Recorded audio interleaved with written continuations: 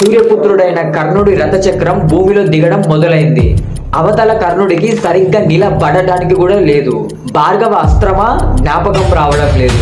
అర్జునుడు బాణ పరంపరను కురిపిస్తున్నాడు. రథమా కదలడం లేదు. ధనస్స విరిచేశారు. ఆయన ఇంకొక ధనస్సు బాణం తీసుకొని యుద్ధం చేయడం మొదలు పెట్టాడు. కర్ణుడు ఎంత గొప్ప యుద్ధం చేశాడంటే అర్జునుడి గాంధీవం యొక్క అల్లెతాడు ముడి విడిపోయేంతగా కొట్టాడు.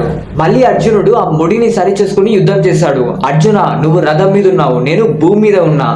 నా రథచక్రం భూమిలో ఇరుక్కుపోయింది. నేను ఇప్పుడు బాణం వెయ్యలేని స్థితిలో ఉన్నా.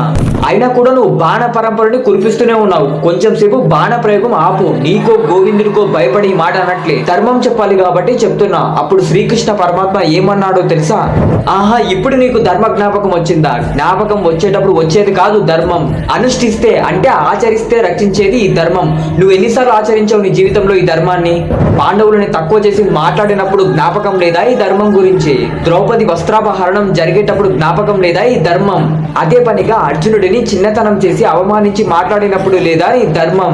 అసలు ధర్మం అంటే ఏంటో నీకు తెలీదు. అలాంటప్పుడు నువ్వు ధర్మం గురించి మాట్లాడే అర్హత నీకు లేదు అని శ్రీకృష్ణ పరమాత్మ సెలవిస్తాడు. నేను చెప్తున్న ఈ మహాభారతం సిరీస్ కంటిన్యూ అవ్వాలంటే ఎస్ అని కామెంట్ చేయండి. ఇలాంటి మరిన్ని వీడియోస్ కోసం మన ఛానల్ని ఫాలో కొట్టండి.